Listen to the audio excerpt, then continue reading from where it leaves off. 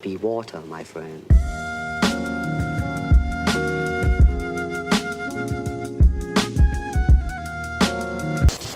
What's up, everyone? Thank you for coming back to Joe's Corner. This is the Joe Corner interview series now, because I realize having the same name as the weekly podcast is kind of troublesome. So now it's Joe's Corner interviews, which in the TM maybe, I don't know. But I am joined by my friend here, Shotgun Shogun. Say hello, my friend. Hey guys, what's going on? I am Shotgun Shogun. For those of you who may not know me, because this is an anime podcast, I am a Gacha game content creator. I used to cover Fate Grand Order. I currently cover Epic 7. I've also in the past covered Azure Lane, Arc Knights, a couple of other games that I sporadically played.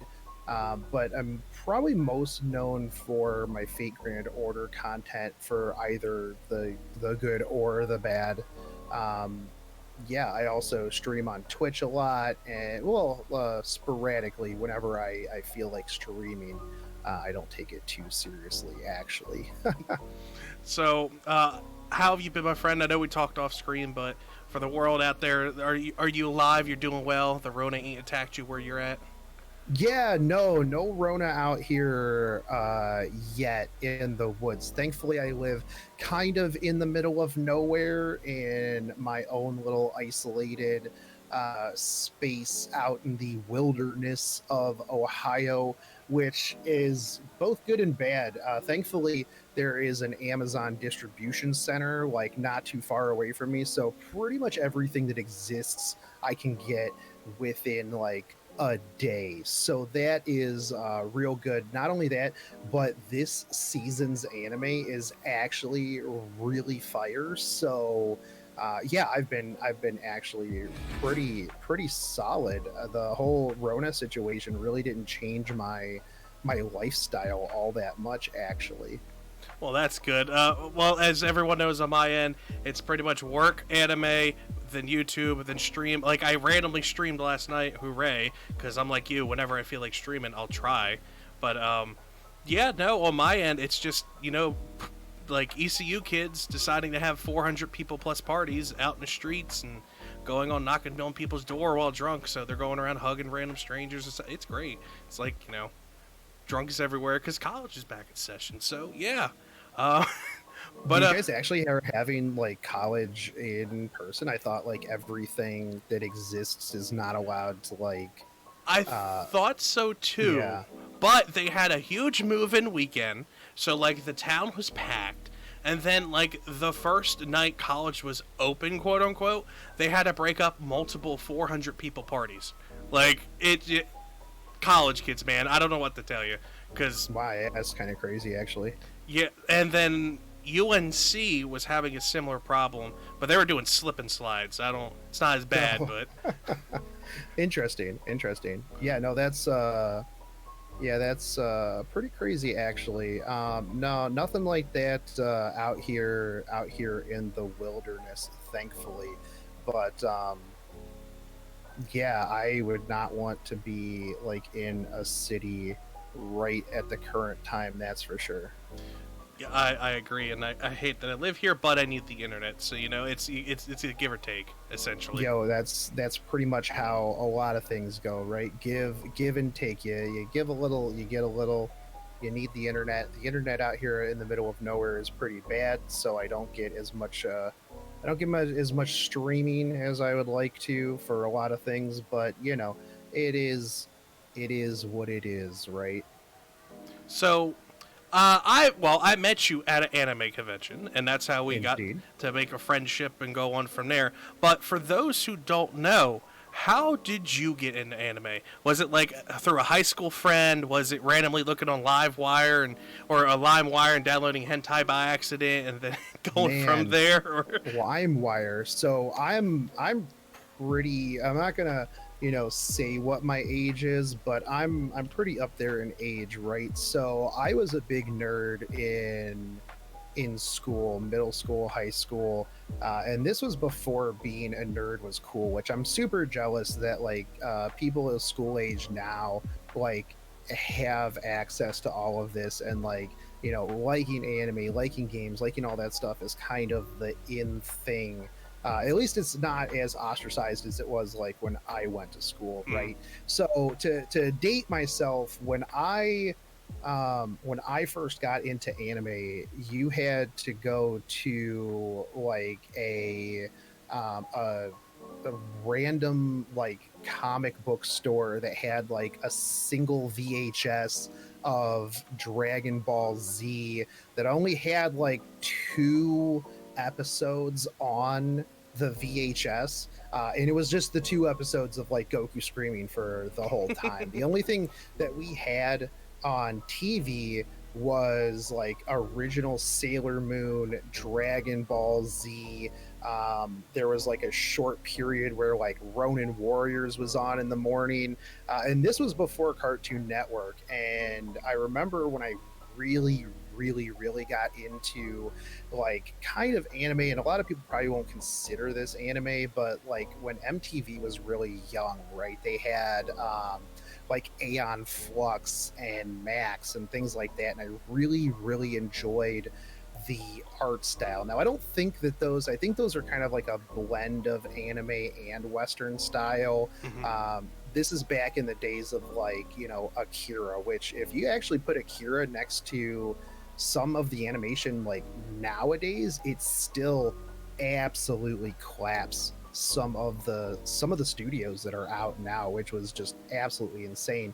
But I really enjoyed those types of things. Aeon Flux was super cool. Max was super cool. I consumed pretty much any Sailor Moon, DBZ, anything I could get my hands on TV. And then I started, like I said, I would go to random obscure like comic book stores and things like that to get the anime. And then Cartoon Network came out and they had what they called Anime After Dark. And this was, you know, I was, you know, a teenager at the time. And like Anime After Dark was Vampire Hunter D, Ninja Scroll, and Akira, I believe. I think there may have been one other that they played on there, but these were uncensored. And if you've ever watched Ninja Scroll, Yeah. like literally within the first like 10 minutes, there's just, you know, anime titties and blood and everything like that. And as an impressionable teenager, I was just like, yo, this is off the chain. I'm like, what is this? I'm like, I love this. I love everything about this. This is now what I want to watch forever. And so you know, obviously as soon as I heard my parents like even make a move, I had to like shut the TV off and like, you know, hide under my covers to make it seem like I was asleep. But it's like after seeing that, you know, it was just, you know, and the thing too is coming from like, you know, watching DBZ, watching Sailor Moon, watching things like that, you get thrown into like Ninja Scroll, and you're just kind of like, bruh, what? I don't know what this is, but I like all of this. So from there on, you know, I started just trying to get literally everything that I could. You know, I would talk to people about anime. Nobody knew what it was at all. And so I found, you know, Akira because that was like out. That was you know, a big thing. So I had Akira. I started watching what was it? I found Trigun, right? And so I watched Trigun, and at the time, everything that you could get over here was all dubbed, right? So a Hmm. lot of the stuff that I watched was dubbed, and even when I watched the DVDs that I would get, I would watch it dubbed because, well, that's what I started with, right? And so even now, like I can't go back and watch like Cowboy Bebop or Trigun or DBZ and sub, even though I actually think for a lot of those, the dub is actually better. And it's not just, you know, the whole I watched it in dub first that way. That's why I like the dub over the sub, because I can switch on certain things. I honestly think that like Samurai Champloo dub is infinitely better than Hmm. the sub, and you know that's actually kind of rare. But so, you know, I started watching Cowboy Bebop, Trigun, Rurouni Kenshin, And this was kind of when like Toonami started coming around, right? And they started just kind of putting a little bit more anime in. And then, I would try to find as much as I could on the internet. And this is like, AOL dial up days, right? So you're like searching, you're finding questionable links to like Russian websites to watch like, 160p videos of anime in like 17 chunks, and then Napster came around and I literally just started downloading absolutely everything that I could find. Thankfully, I had found like One Piece, right? So I just downloaded absolutely everything, and I had like this really tiny hard drive, but I had a CD burner. So I would just Ah. go to a Staples. I would buy this giant spindle of blank CDs, and I cataloged like the entire internet of anime that I could. So it's like at that time I was consuming absolutely everything that I could find. One Piece, Azumanga Daioh, Little Fairy Snow Princess Sugar, which actually is what I would watch after I would watch Berserk, because you kind of had to balance the two out. You're like, yeah, Berserk, crazy dark, super gritty. I'm gonna go watch this, Tiny Fairy Snow Princess Sugar. I was not picky in the slightest about what I watched. I watched everything that I could get my hands on. And then, I mean, it just kind of went from there. It's like anime. I've always watched anime. I got into the anime club at my college. Then I dropped out of school, but I still kept going to the anime club. And actually, at one point, I was the shadow president, right? I wasn't a student, but I had all of the access. I had the laptop, I had the entire catalogs of anime. So it's like I ran the anime club, but I wasn't a student, and we just had like a weird figurehead. It was like Oh some my. weird anime, shadow puppet organization. It was good times, but no. And then I started going to anime conventions. God, I don't know what, it's 15 years ago. Um, and then I, for the most part, have just been going like pretty much nonstop to at least like one convention a year since then. And yeah, I mean, anime has always been a real big part of my life. Sometimes, I'll take like a season and just kind of drop out and then not really watch too much. And then like I'll come back through and just like hard binge certain shows and stuff like that. Yeah, depending on like what is in the season, what I got going on. See, like I like how you brought up the Trigun and Cowboy Bebop stuff, because I do agree that some dubs are way better than the subs, because that's how it is for Trigun, Cowboy Bebop, Rono and Kenshin, and then Samurai Champloo. I agree on Samurai all those. Champloo is so good, and the music is so good Oh, too. so good. And like when I tried, I always try to watch like things in sub as well, so that I can get like both sides of it right. And I don't know, I just didn't. That wasn't it, Chief. And see, like for me, oh, I do have a question though. Do you still have all those CDs by chance? I'm just curious. I have some of them. I have lost quite a few in moving and the shuffle and stuff like that. They might be in a box somewhere, but it's like once I got to the point where I could just get external hard drives, I just started cataloging everything into external hard drives. And then once like Crunchyroll existed, I'm just kind of like, man, this is so much easier. This is infinitely easier. Now the only thing that I kind of like go out of my way to like snag are things that Crunchyroll doesn't have access to. And I don't want to pay for like Funimation or yeah. I'll Yeah. also usually download if I'm going to like on a long trip or something like that, so I can just watch anime on the flight. But yeah. like once Crunchyroll became a thing, it just made life so much easier because I'm just like, wait, instead of like buying or downloading everything and putting on my pirate hat, which I definitely don't condone to anybody out there. We don't condone any sort of illegal piracy, Nope, not but I'm whatsoever. not also not going to judge you if you do. But I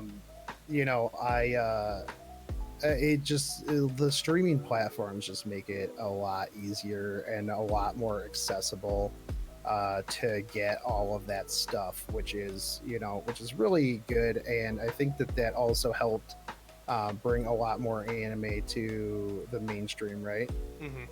And see, like you brought up when we were in high school and stuff, it wasn't that popular and it wasn't cool. Even when I was getting high school, it wasn't until like almost my senior year it was being more accepted, because it kind of went through the stages of, okay, video games are cool, but everything else is stupid.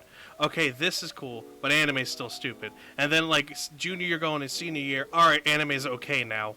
We won't, you do you, but we'll stop picking on you for now. That kind of thing. And Yeah. tagged you in last night on this recording. The NBA did a crossover with the Cowboy Bebop intro. So if that Yeah. doesn't tell you how everything's changed, I don't know Well, what the does. other thing too, you got to kind of think about, right, is that a lot of people that are in like companies in marketing, things like that, middle-aged people, late 20s, people with money, stuff like that. They grew up with anime being a very prevalent part of their life, and they realized that the people who are making money, the people who have money to spend, or the people who are going to be interested in whatever it is that so with the marketing people being of that age, and they're kind of targeting the people who have that disposable income right now. So that's because things are big, because it's more acceptable. They are kind of taking a bit of a page out of like Japan's book, right? Like if you look at Japan, there's a ton of stuff that's just anime over there. It's like it's all of their, well, not all of, but it's a lot of their marketing. It's a lot of their commercials. It's very geared towards those people with the disposable income, because a lot of people who like anime and are big nerds are typically going to be in sometimes they're going to be in a lot of tech jobs, things like that, and they're going to have that disposable income, and they're going to spend it on things that they're going to be like, hey, that's a thing that I like anime. I like basketball too. Those two things together, I really like this is speaking my language now. So you're kind of including the outcast nerds in this cool thing that other people are into, right? And then you have something to kind of talk about. It's actually interesting because I used to play a lot of MMOs, right? Like when I Hmm. was growing up, and until World of Warcraft came out, video games were kind of still seen as that, like, yo, only nerds play video games, right? But like once World of Warcraft came out and everybody started playing World of Warcraft, like, and I mean everybody, then you had something to kind of bond over. I was not like early high school, I wasn't very like popular at all, right? I had some transitions through high school, but like when World of Warcraft came out, I was actually out of high school, but like people that I would have never really connected with, right? The super sportsy sports people that are, very popular kids, they were also playing World of Warcraft now. And you're kind of like, yo, hey, I got this thing that we can connect over because we both play World of Warcraft. Sure, everything else that we do is completely different, but we both play this, and let's talk about this. And I think that that's one of the big things too with anime now, is that they are trying to bring in a lot more diverse groups of people, right? You have the people that are the popular sports people. If you go to conventions now, the landscape of conventions now are just like astronomically different than they used to be, right? When I first started going to conventions, it was nothing but antisocial nerds that didn't even really talk to each other, yaoi paddles, glomping. It was a whole completely different thing, right? But it's like now you go and it's like it's weird because it's like I tell people that there's this group of what I like to call anime chads, and it's the people who would be considered like frat bros, but they're at an anime con and they're super into like DBZ and a lot of shonen anime, but they're there and they like anime and they want to talk about anime. And I think that that's kind of interesting to see that. Not only that, but it's like you see how like the cosplay scene has kind of evolved over time. Now, depending on who you talk to, you're going to get, multiple different, whether it's good or bad, right? With the people that, make OnlyFans cosplays into, a profession, versus like the purist cosplayers that make every last little bit of their stuff. And it's interesting to see how that has evolved as well, right? Because like cosplay way back in the day, it was it was make your own, and you cosplayed because you liked the character, you were there just to cosplay for the character and stuff like that. And now it's just kind of it's interesting. There's two sides of it, and I mean, you know what? Hey, I'm not gonna hate on anybody who is doing cosplay as a profession, as a cosplay model. Hey, it is what it is, man. If that's what works for you, fantastic. Keep up the grind. I tried to get into cosplay for a little while. It was fun. Never got too big into it, but it is interesting now to see how anime has kind of leaked out of the obscure more into the mainstream and the West, like it has kind of over in like Japan and stuff like that. So I do want to, while we go on to the next thing, I do have to agree with you. I tried cosplaying for a while. I mean, that's literally how we met, because hey, yo, Shakespeare. But I like it, and I give people the props, because God bless your soul. I got real hot real fast and all that stuff. Oh yeah. Yeah, no, for sure. There's some people I see their cosplays and I'm just like, bro, how are you even alive right now in that? Especially when they see the people like the Warhammer armor and stuff on, and are walking around with these giant guns and all that. Just God bless your soul, guys. I give you props, because I can't do that. I'm a big man. I can't do that. I get heated real fast. Yeah. But since we're talking about anime getting to the newer people, like the chads as you would put them, is there 5 animes you would recommend, or the top 5 animes that you love would you recommend to them? So I mean, obviously I'm going to recommend One Piece, right? One Piece is probably one of the most prolific animes out there.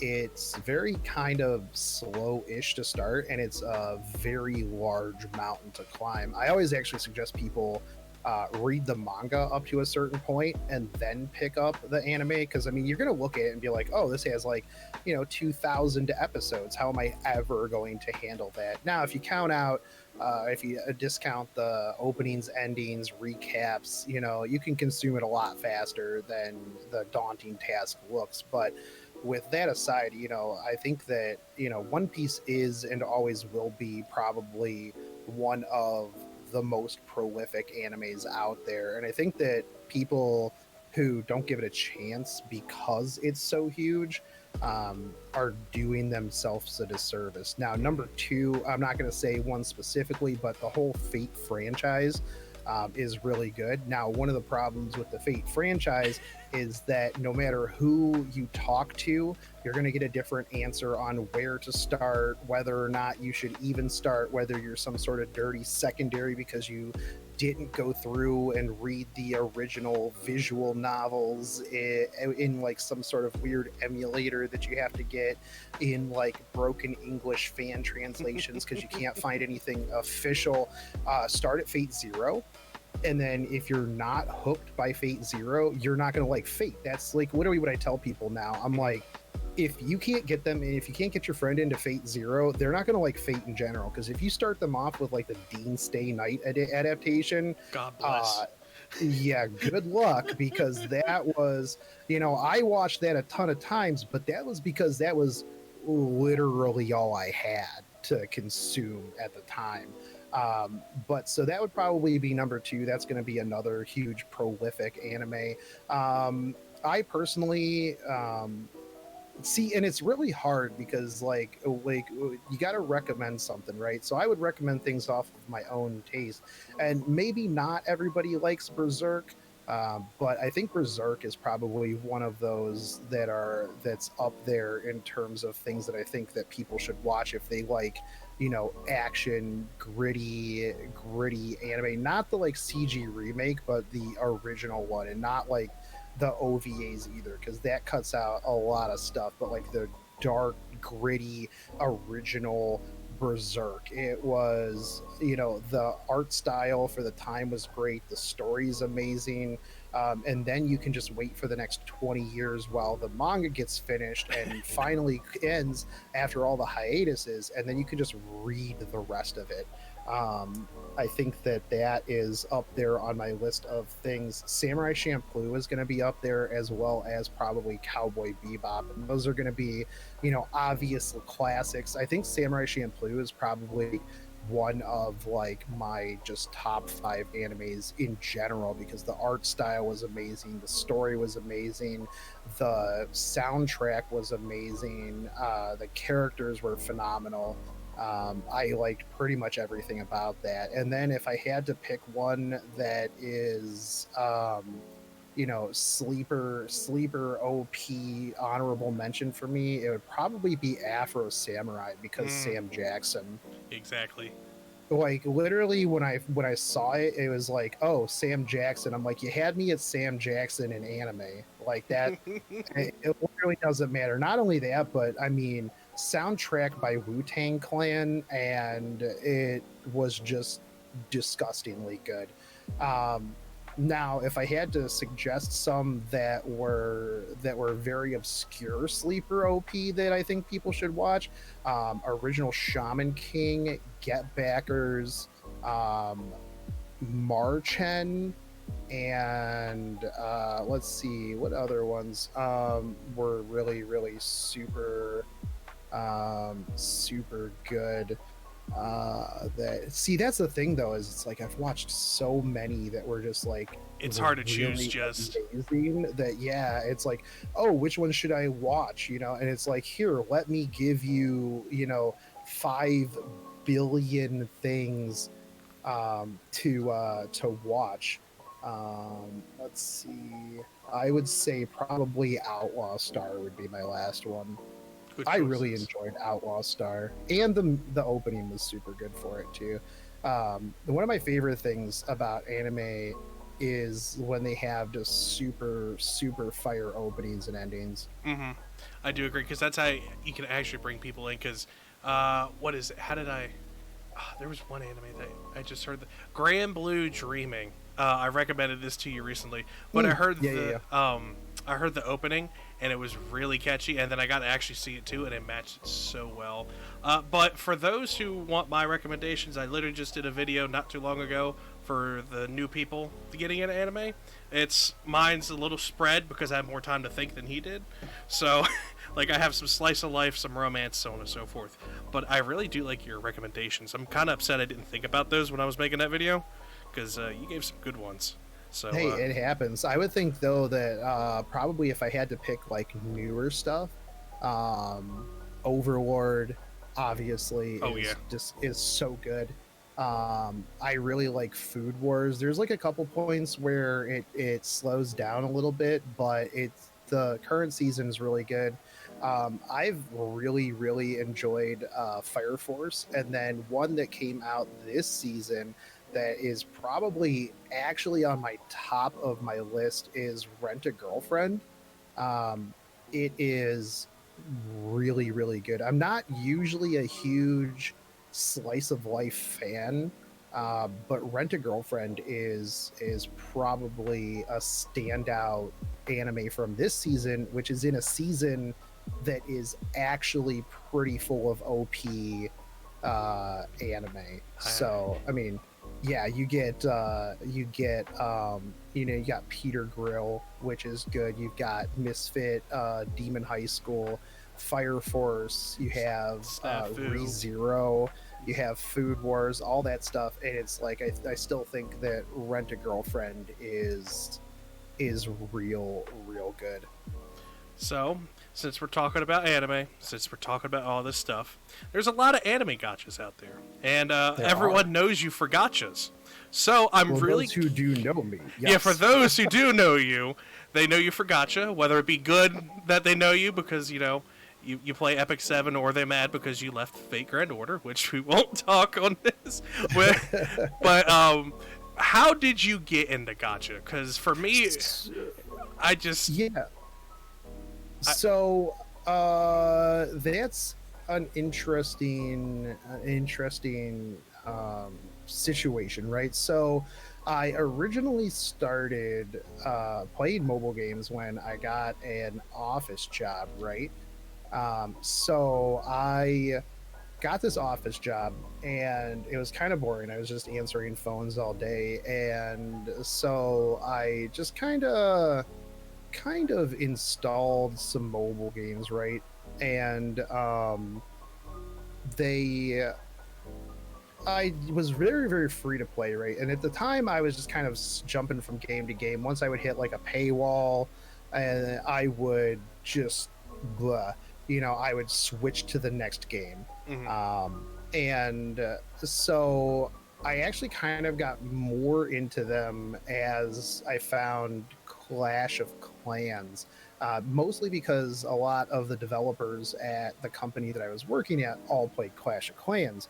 And so, I mean, I know Clash of Clans not really a gacha game, right? But it was a mobile game, and it was kind of my dip into getting a little bit more into mobile games. And it was crazy because they would actually like take and get conference rooms, and I put this in air quotes, schedule meetings, that we would all go into this meeting room. And as like a person who was just on the customer service side, my bosses were a little kind of like, why does he need to be in this meeting? But the devs like covered it. They're like, oh well, he's got a ticket open for this one defect that we're going to cover for this one customer. So we would go in there and they would actually like have a projector and they would plan out like our war attacks and everything like that. And I'm just like, bro, this is crazy that these people are doing this, but this is potentially my my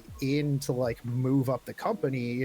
So I'm like sitting there getting real hardcore into like Clash of Clans, like reading up on strategies and all this other stuff. And it was interesting. So that got me more into like mobile games. And so I think I was playing Clash of Clans, and then I also played Puzzles and Dragons at the time because I very much liked the Bejeweled type games. And so I was like, oh, this is kind of cool.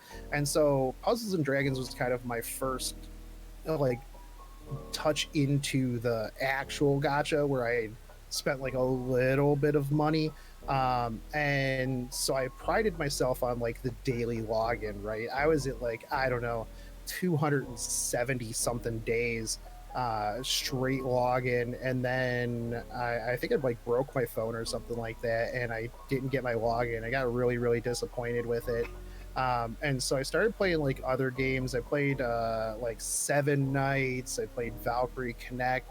And I've always been really, really big into the Fate series. And so, anytime I would see a gacha game that was like, oh, Fate collab, I'm like, oh, hell yeah, dude, I'm gonna play this. It's like I played Alchemist Code. That's actually how I got into Valkyrie Connect, because they had a Fate Stay Night collab.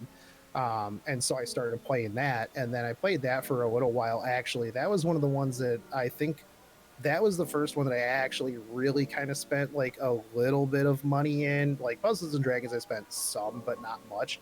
But like Valkyrie Connect, I actually spent a bit of money in. Not compared to like what I spend now, but you know, for the time, I was like, oh man, I'm a huge whale. I'm buying these monthly packs, and I'm like buying like a pack or two, like oof, Oh oof. boy. But then like so, you know, so I'm playing that, and I'm like, you know, looking around at games and things like that, and I find out that you know, Fate Grand Order was coming to North America, and I'm like, oh, holy crap, this is awesome. And I actually, so I had my channel, um, and I think I started my channel like right before Fate Grand Order came out, I believe. And originally my channel was going to be a survivor builder channel because I really enjoy games like 7 Days to Die, Ark, things along those lines. I played so much Ark, and I was like, you know what? I'm playing this dark and light game. I was watching like other survivor builder YouTubers. I'm like, you know what? I'll just put my content up there. You know, I'll just run around, do my stuff, and then I'll put that up there. It'll be cool. And then so Fate Grand Order came out, and so I started playing Fate Grand Order like a lot because I loved Fate. And I spent probably like the first 2 days re-rolling and keeping accounts and giving accounts away to like my friends, stuff like that. And so I had a lot of friends that also played Fate Grand Order on my like Facebook, my personal friends, things like that.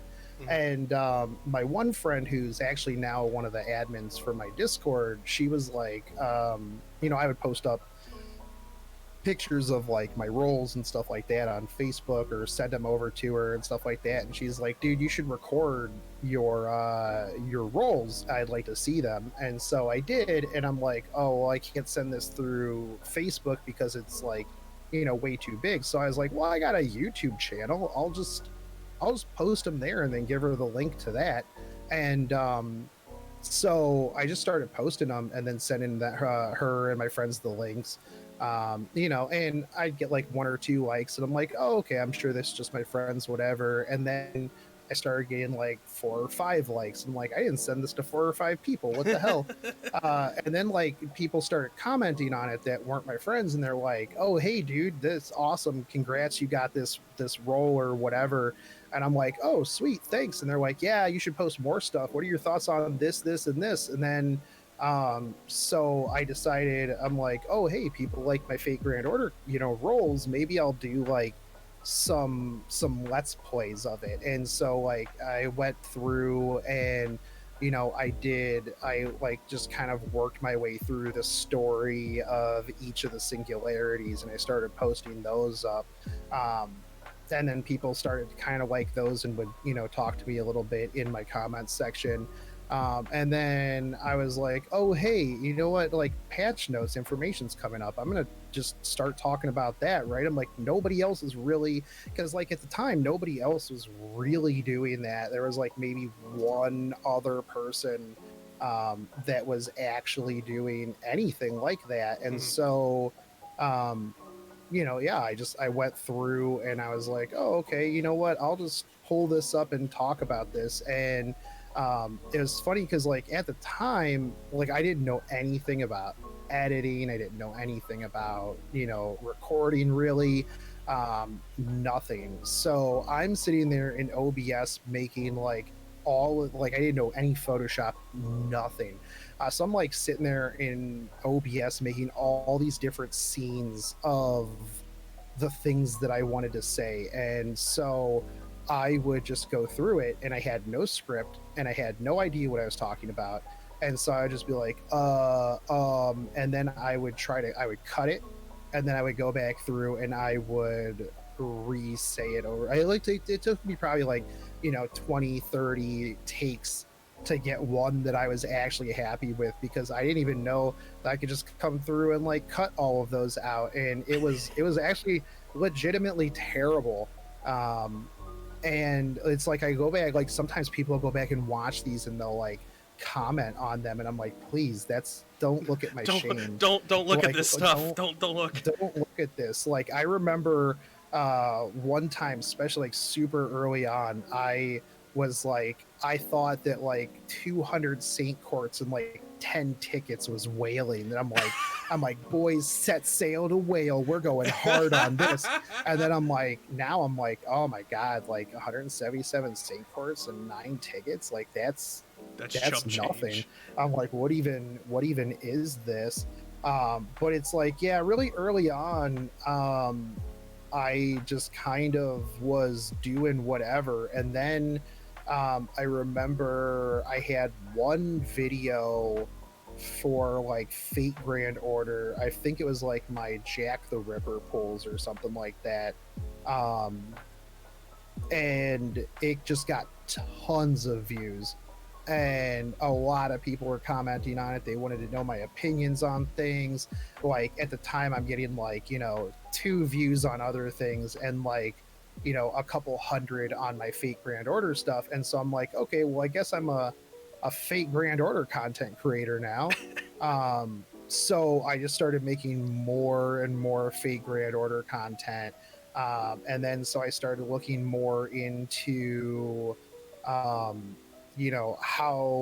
do I do my thumbnails? How do I do editing? How do I do all of this other stuff? And it just kind of evolved from there, and then it just snowballed a lot. And then people are like, yo, start a Discord. And then people are like, yo, do this video. Hey, can you talk about this video? And so yeah, no, it got real big real quick. And it definitely was an interesting ride. And one of the things that I kind of tried to do when I was doing Fate Grand Order content was I wanted to make sure that, because it was hard for me when I first got in, right? I had to go to a lot of different places to pick up different information for different things because there weren't too many, resources, right? You had to dig through Reddit, you had to go to the wiki. There wasn't a very easy set forth, hey, this is how you do X, Y, and Z in very easy terms.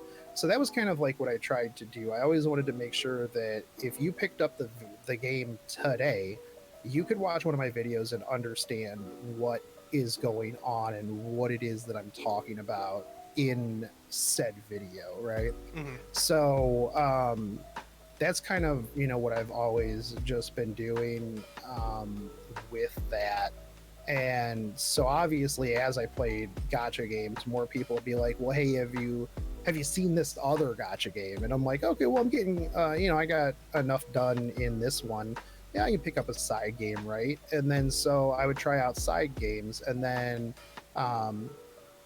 then people would be like, hey, can you make content for that? And so I kind of did that for a little while, but I realized that just kind of like if it was just a game I was going to play for like a couple weeks and then probably drop, I didn't make content for it because it felt like if I just made like 1 or 2 videos for it and then I dropped it not too long after, like what was the point of even making those videos other than just for a little bit of clicks here and there, right?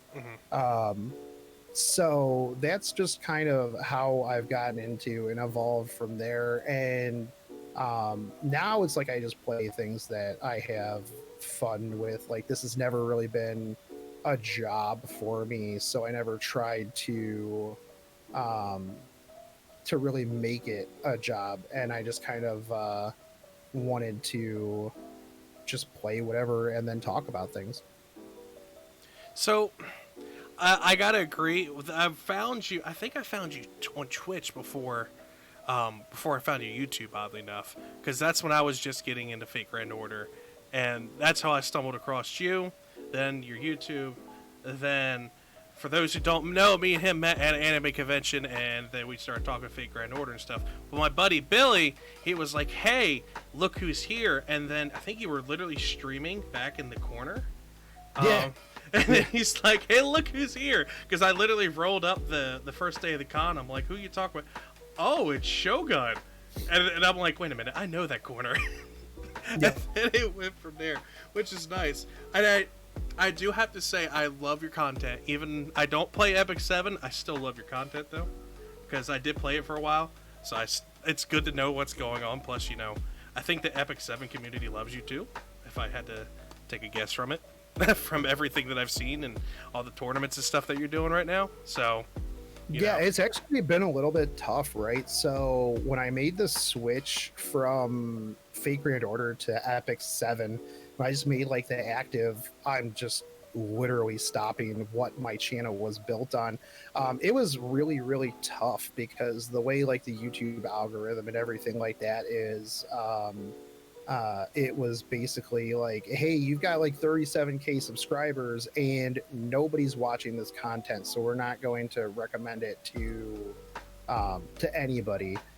So it's been a rough ride, but I'm kind of digging myself out of that hole and getting myself more known in the Epic 7 community. Which is, it's really tough from a YouTube standpoint, right? Because you are always at the whims of whether or not YouTube wants to show you to other people, and it's rough. But the thing is I feel like as a content creator, if you are not going to do what you enjoy, and you're gonna kind of show that in the content that you make, right? And then people are gonna just kind of be like, he's not really having fun making this, so why would I want to watch something that the person's not having fun making? So that's what I've always tried to to get out in my content. And I think we're one of the lucky, well, some of the lucky people, because for us, we have other jobs that fund this. This isn't our living. Meanwhile, there are YouTubers that get stuck in that and they can't get out because they'll get loss of revenue, aka lose their, all their money, and so on and so forth. So I find it good that we're like this to begin with, because a lot of them, they go all in and they try to make it their living, especially on Twitch. Because I've noticed a couple of fake Grand Order people, and even Epic 7 people I've watched, that it's like their living. They've turned it into that. And I'm like, well, what if you get burned out?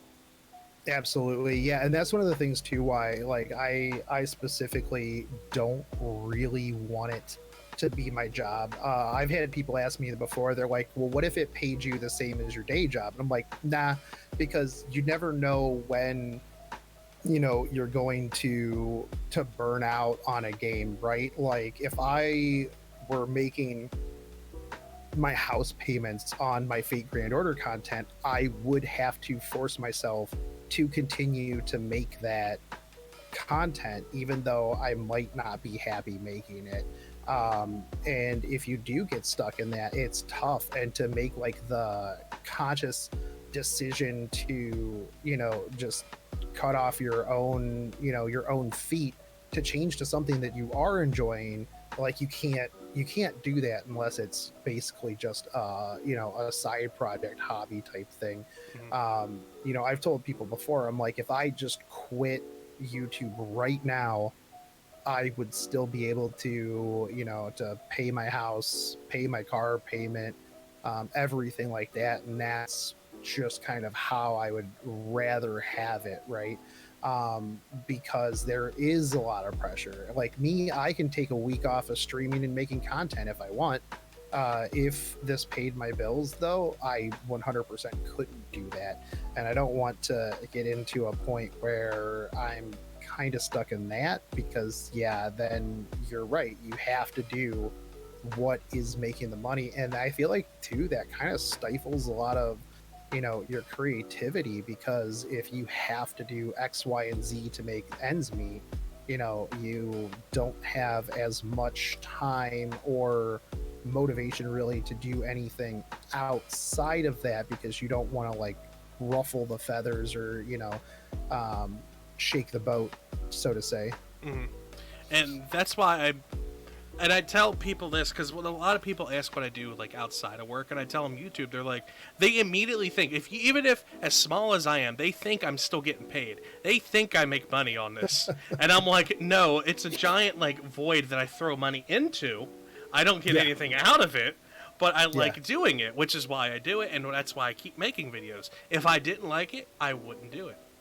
I've told people before, the amount of effort that I put into making content where I'm at, I could go get a part-time job and work half as hard to make twice as much money just working like a part-time minimum wage job. because it's like I'm the only person, and I mean I'm pretty sure you're the only person too. So it's like we have to record, we have to edit, we have to Photoshop, we have to do our research on keywords, we have to do all of the marketing for our own channel if that's something that we're going to do.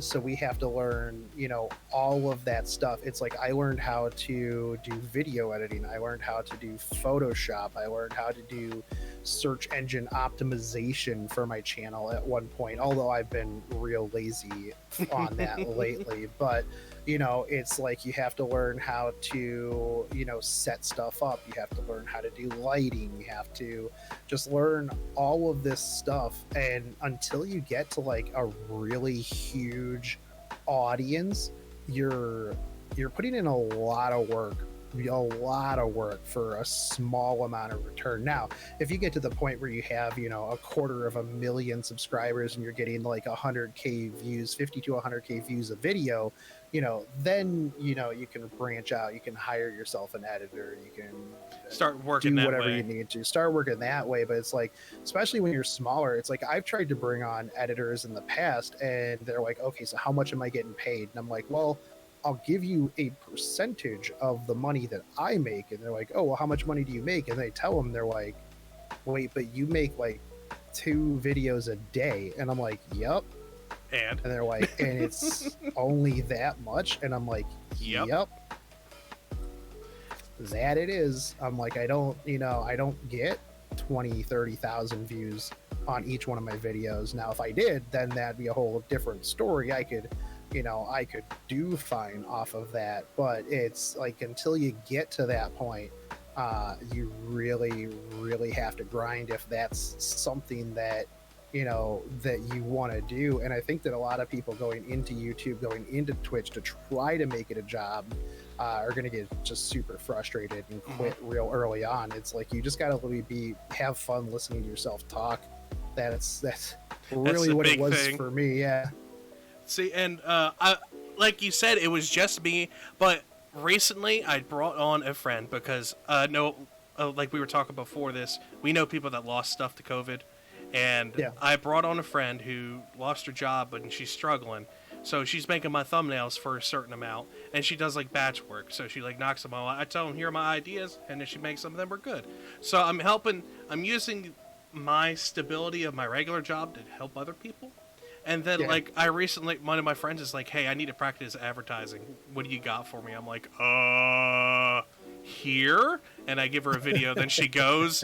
So, like, I've been real lucky. But like you said, up until, like, recently, it's just been me doing the editing, the thumbnails, the research, every single thing. And most of the work is still me. It's just I'm helping some people out because they need money. So I'm just lucky enough to do it. But yeah, there was something on one of the Epic 7 threads not too long ago where somebody was like complaining about how YouTubers and streamers are like the laziest people ever, just getting money for playing games or whatever.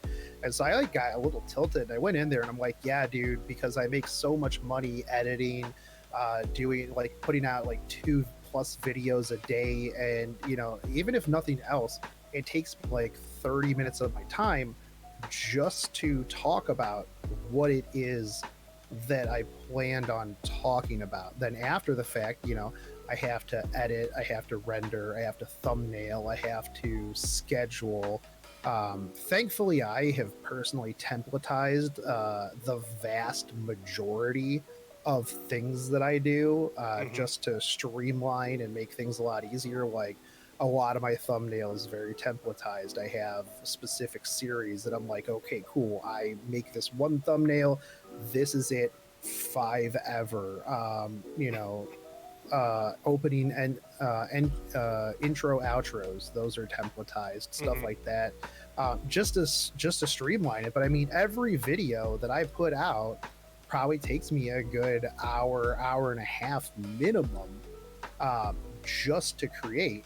And then all the other stuff that goes into that, looking at like my analytics to find out what the optimal time is to put this out so that people actually get the video and watch it.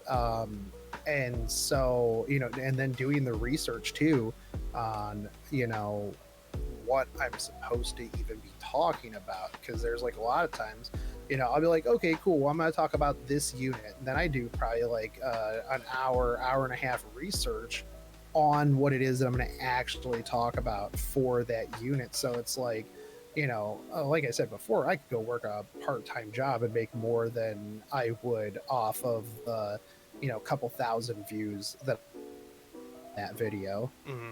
See, and my whole thing is with on my end, I don't have anyone to show me directly, and even the editing software. I don't know what editing software you use. I use DaVinci Resolve.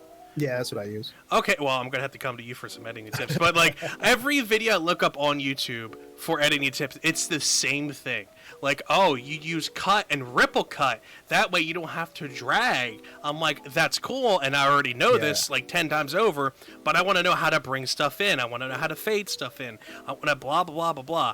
But ripple cut, I'm like, that's not okay. Thanks, guys. So my editing has been like going up and down a little bit because I'm trying to find my pace. I'm trying to find my style, and that's like hard to do.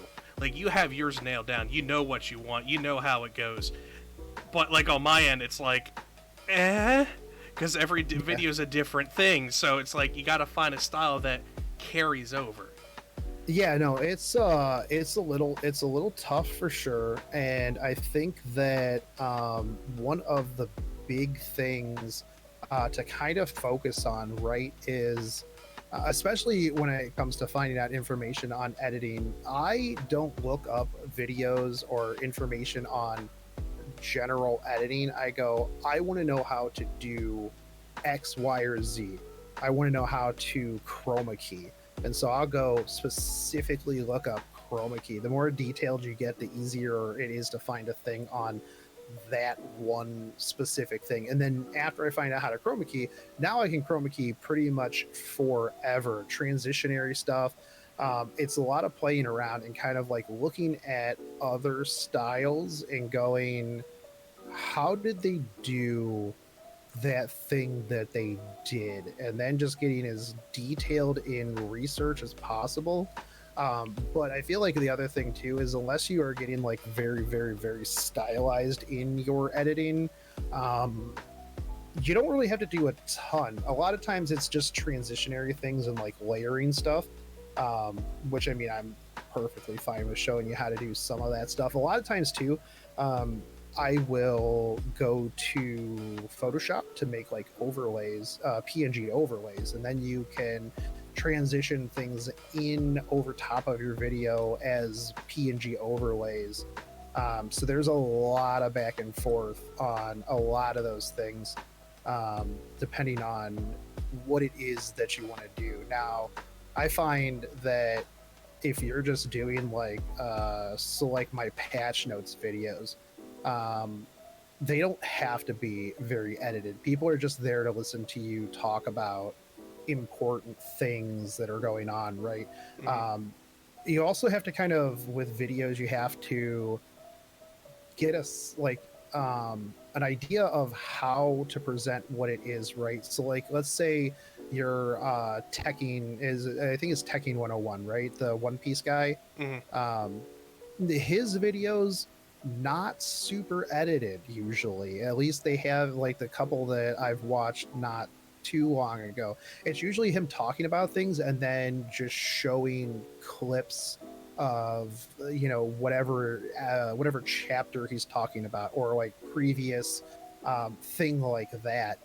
So there's not an excess of editing in a lot of those. If you're being very informational, I think that as long, you don't have to have like super, super flashy effects. Also, I think early on, right?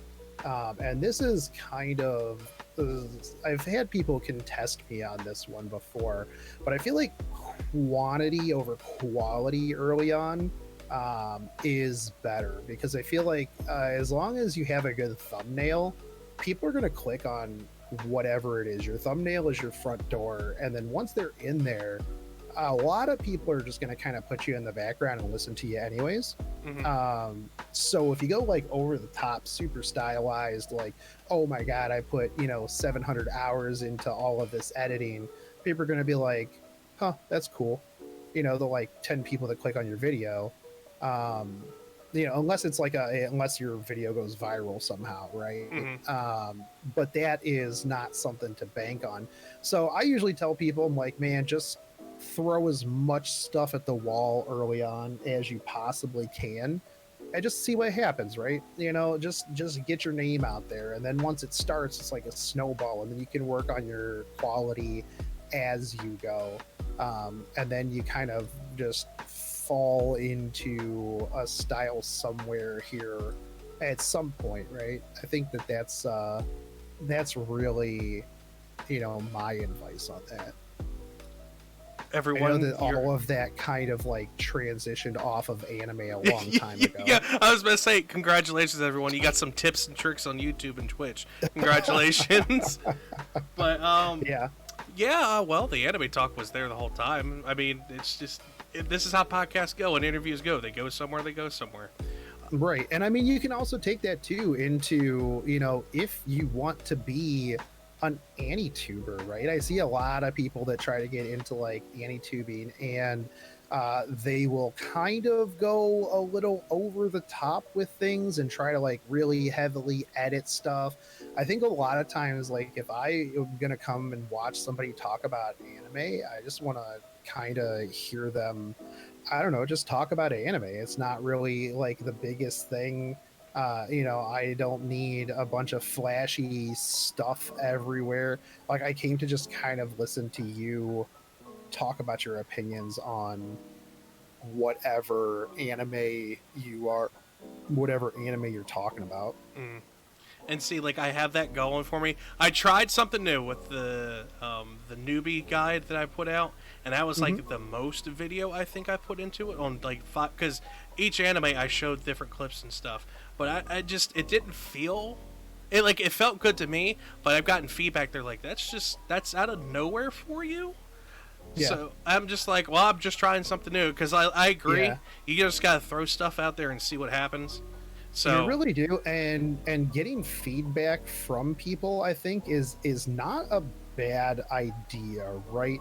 I think that as long as it's constructive criticism, it's good. I actually hate when people just come to my video and just thumbs down it real quick and then just leave, and I'm just kind of like, okay, but what didn't you like about this? Like, even if it's just you just don't like me, that's perfectly fine. I'm okay with that. But it's like, if you've got something that I can do that can make this better and let it's me know. constructive, that's fine. Like, some people don't like the fact that in my super super early videos I yawn because I'm tired literally the entire day. It's just a perpetual state that I'm in.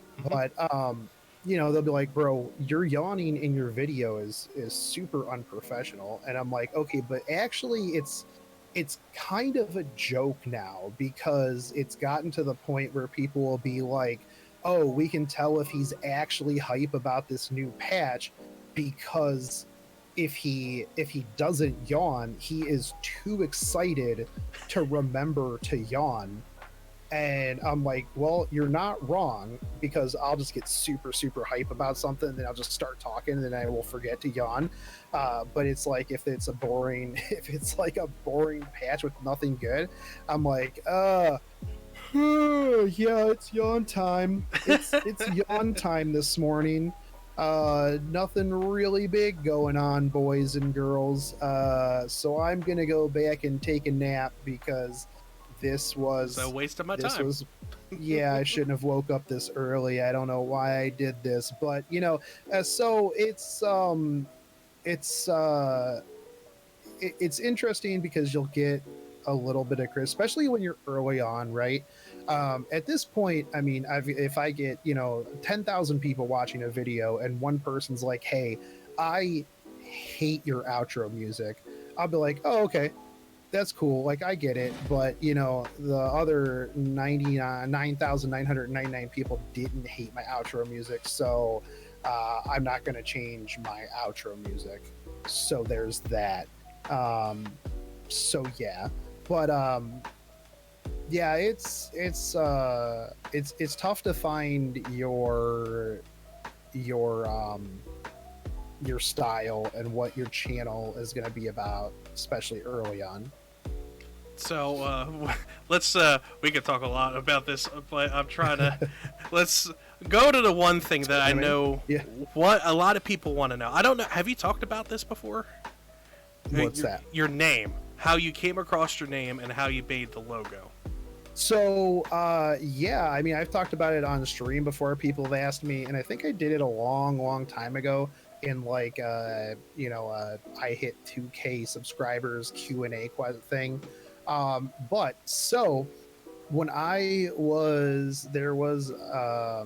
when I moved out to my house in the middle of nowhere, before then I had never been like a person who has had any firearms, so I was like, hey, I need some home protection, right? And so I ended up getting a shotgun for home protection, and so I'm out in the backyard, and I've always been super into anime, right? And so we're out there, I'm over with a bunch of my anime buddies, we're doing some shooting and stuff like that. And at first I was going to make my channel one of those destruction channels, right? And because that was like the big thing, the hot nickel ball on everything, the pneumatic press breaking things, and you'd see it and it's like, oh, this has got 2 million views of some dude just blowing something up. And so we're sitting outside, we're shooting stuff with the shotgun, and I'm like joking around with my buddies about how I was going to make an anime channel where I reviewed anime figures very super seriously, and then the end of it would be me blowing it up with a shotgun. Oh my So God. that way you get the people who click on it to see the anime figure, and then you also get the salty hate clicks from the people that just saw you blow up like a $400 quarter scale figure that they can't afford. Um, and so I was like, man, that would be hilarious. That's actually how my channel started. That was the name for the channel. And like, so we were throwing around different names, and they're like, well, you got to be kind of weeby, right? So they're like, why don't you just be, the Shotgun Shogun, and then you can get a set of like Shogun samurai armor, and then you will just come out with your shotgun in your samurai armor, and then you'll blow up these anime figures. And I'm like, bro, that is absolute Fantastic. fire. But the thing is I came up with the idea in like, I don't know, November, and then so I had actually recorded some real early reviews of like some figures, and then I was like, okay, cool, I'll get around to like, once my friend can come over and record this, and we figure out how we're going to do this, because I'm not going to put my actual video camera right next to this figure that I am about to shoot with this shotgun, because I don't really want to blow my camera up as well. So I was like, I kept putting it off, and then it started snowing outside. And then I'm like, well, I'm not going out there in the snow. I guess we'll figure this out later. And so I had already made the YouTube channel. I'd already made like the email, the Twitter, everything like that. I'd made the icon and everything. And then I was like, you know what? I'm just going to become a gaming channel, because I already did all this work and I like the name. And so that was what that was. And I've always thought about going back and actually going to like the Destruction channel, but I feel like at this point I don't actually want to blow up any of my anime figures. It's kind of devolved from, yeah, this is a great idea, to now I don't want to destroy these beautiful things. Actually there was one time that I had bought a bootleg Saber on her motorcycle figure off of Wish, because it was like $25, and I couldn't find the official one in the States for like a reasonable price. So I bought it, and it was real janky, but it was whatever. I was like, it is what it is. And then I found an actual one when I went to Japan one time for a reasonable price. It was used, but the box was still sealed. And like the box was a little dented, so I got it for a steal. So when I got back, I actually did blow that one up.